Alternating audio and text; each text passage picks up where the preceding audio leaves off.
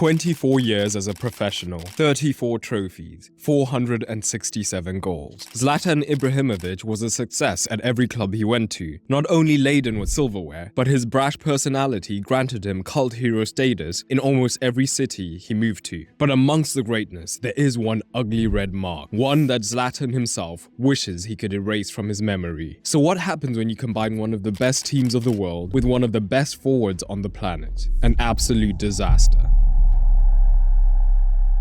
It's not that Barcelona just wanted Ibrahimovic, it's that they were willing to do anything they could to get him. This included selling one of the best strikers in the world and sending 46 million euros the other way to boot. It wasn't just because he'd netted 29 and assisted 11 in 47 appearances with Inter the prior season. It's that Zlatan was a unique profile. Amongst a diminutive Barcelona side, he would tower over his teammates and provide a genuine aerial and set-piece threat. And that opened up a new world of opportunities. And everything was going according to plan. Early in the season, the left wing position was a rotating cast of players, but Messi was at home on the right wing, as he had been pretty much his entire career. Zlatan slotted in as the centre forward in a 4-3-3, the lethal tip of the attack as he was so often used to. The result? Goal after goal after goal. His first 5 matches would lead to 5 goals and 2 assists just to top things off. The plan was perfection, and Zlatan did bring a new dimension to Barcelona, as when they played out from deep, if they were able to draw out the opposition press effectively, or if Valdez was under extreme pressure, they now had an elite hold-up man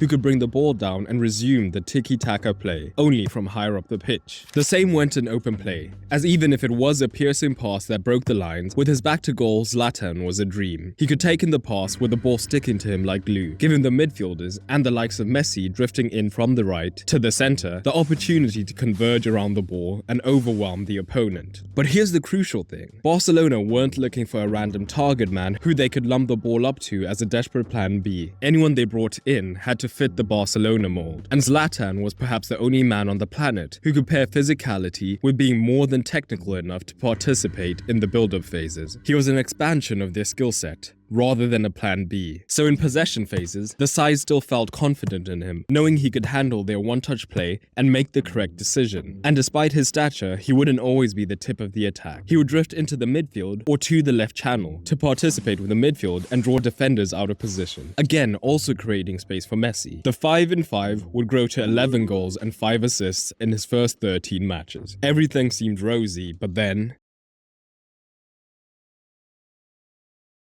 it started before the season had even began. See, the 08-09 season was a huge one for the Argentinian. His talent was never in question, nor was the fact that he was one of the best youngsters in world football. But the 2008-2009 season was where he shed the youngster label, and it became obvious he could become the best in the world at the time. But maybe, just maybe, it's also the season that Messi became aware to the fact he could become not just a generational player, but the best in history. His output that season of 23 goals and 13 assists in La Liga was almost as much as he had mustered in all of his league seasons before combined. So when Barcelona had gone out of their way to sign another superstar, one perhaps more established on the world stage at the time, Leo felt backed into a corner. Upon the signing of Ibrahimovic, a single cryptic message sent to Guardiola was enough to set the nerves of the board jangling. The Blaugrana couldn't afford to lose their crown jewel, so Pep decided he would try to make Ibrahimovic work and keep the big Swede happy, but never, ever at the cost of Messi. But with Zlatan on fire, and Messi having scored 9 and assisted 5 in those same 13 games, it seemed like Messi's preseason worries were without merit. The two could coexist, but there was another factor at play. Rewind the clock back to the 2nd of May 2009, and something very significant happened. Yes, Barcelona battered Madrid in a legendary 6-2 Clasico win, but what the world should have been paying attention to was the positioning of one Lionel Messi, because it was his first match as the false 9, and it had been a lethal performance, and now Messi had the taste for blood. The center of the pitch was where he saw his home, the center which was occupied by Zlatan Ibrahimovic. But Pep knew he couldn't simply throw away a player who firstly had this much talent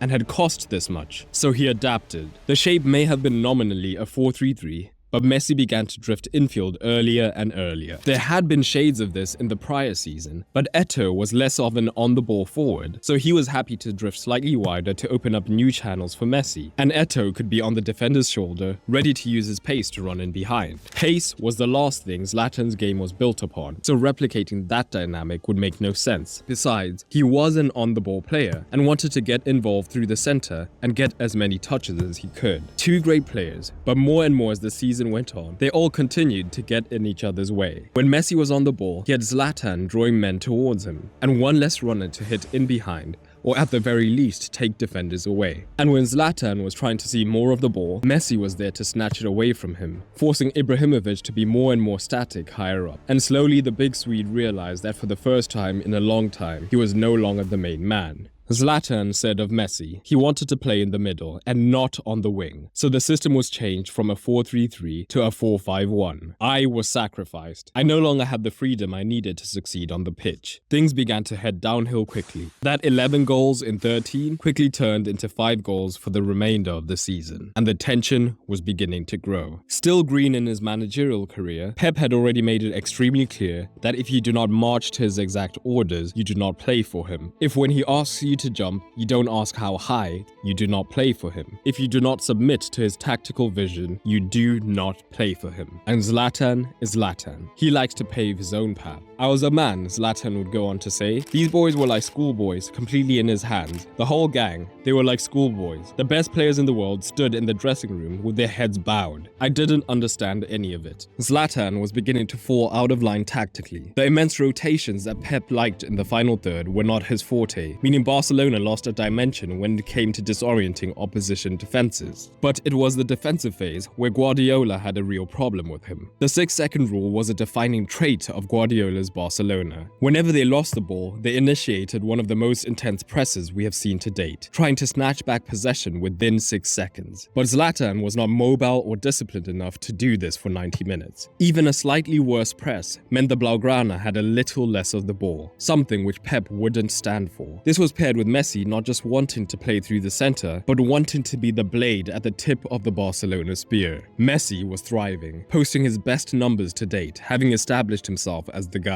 All smiles on Messi's side, but there was a side effect of this in the dressing room. Seeing his minutes diminish gradually, Ibrahimovic requested a meeting with Guardiola for a discussion and not an argument. He put his case forward to Guardiola. He was a Ferrari, the centerpiece of the team, but he was being treated like a functional Fiat. According to Zlatan, the chat seemed to go well, but in Pep's mind, it was the straw that broke the camel's back. From that point on, he started to freeze me out. I would walk into the room, he would walk out. I would greet everybody by saying hello, he would ignore me. More and more, seeing Zlatan Ibrahimovic on the bench became commonplace. In the first half of the season, suspensions aside, he had played 74% of the minutes available. In the second, that number dropped to just 59, essentially a coin toss on whether Zlatan would play or not. Even crucial matches like a Champions League second leg encounter against Arsenal saw him on the bench. The tipping point came when Barcelona went out limply in the Champions League to Inter Milan. Zlatan unleashed. Guardiola was staring at me and I lost it. I thought, there is my enemy, scratching his bald head. I yelled, "You haven't got any balls." And worse than that, I added, "You can go to hell." I completely lost it, and you might have expected Guardiola to say a few words in response, but he's a spineless coward. The relationship would never be mended, and almost half a decade later, no olive branch has been extended. As a coach, he was fantastic.